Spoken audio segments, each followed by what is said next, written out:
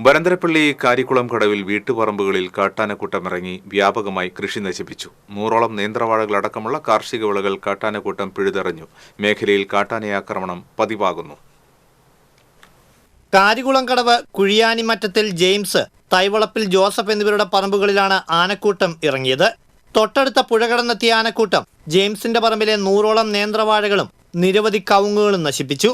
ജോസഫിന്റെ പറമ്പിലെ വേലി തകർത്ത് അകത്ത് കിടന്ന ആനകൾ വാഴകൾ ഉൾപ്പെടെയുള്ള കാർഷിക വിളകൾ പിഴുതെറിഞ്ഞ നിലയിലാണ്. 1 മാസത്തിനിടെ 2ാം തവണയാണ് ഇവരുടെ പറമ്പിൽ ആനക്കൂട്ടമിറങ്ങി കൃഷി നശിപ്പിക്കുന്നത്.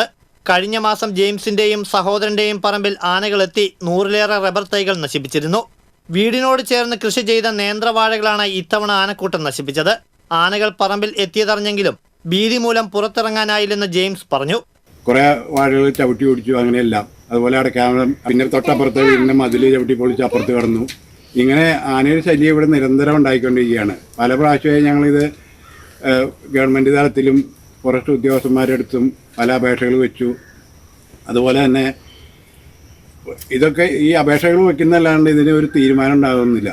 ഫെൻസിങ്ങിന് വേണ്ടി അളന്നു പോയി, അല്ലാതെ പിന്നീട് അത് വെക്കാനോ അല്ലെങ്കിൽ ആ ഫെൻസിങ് ഇട്ട് ജനങ്ങളെ സഹായിക്കാനോ ഉള്ള ഒരു നല്ല മനസ്സ് ഗവൺമെൻറ്റിൻ്റെ ഭാഗത്തുനിന്ന് ഉണ്ടാകുന്നില്ല. കാർഷിക മേഖലയായി ഇവിടെ പതിവായി ആനക്കൂട്ടമിറങ്ങി കൃഷി നശിപ്പിച്ചിട്ടും അധികൃതർ വേണ്ടത്ര നടപടിയെടുക്കുന്നതിനോ നഷ്ടപരിഹാരം നൽകുന്നതിനോ തയ്യാറാകുന്നില്ലെന്ന ആക്ഷേപമുണ്ട്.